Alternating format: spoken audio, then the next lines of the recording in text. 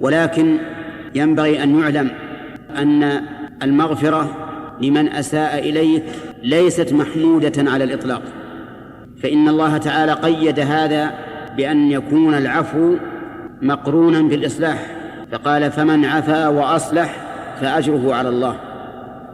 أما إذا لم يكن في العفو والمغفرة إصلاح فلا تعفو ولا تغفر.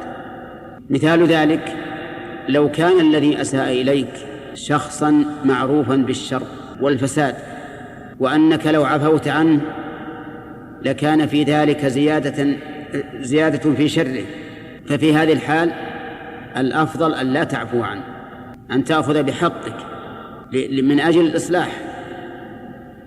أما إذا كان الشخص إذا عفوت عنه لم يترتب على العفو عنه مفسدة فإن العفو أفضل وأحسن، لأن الله يقول من عفا وأصلح فأجره على الله.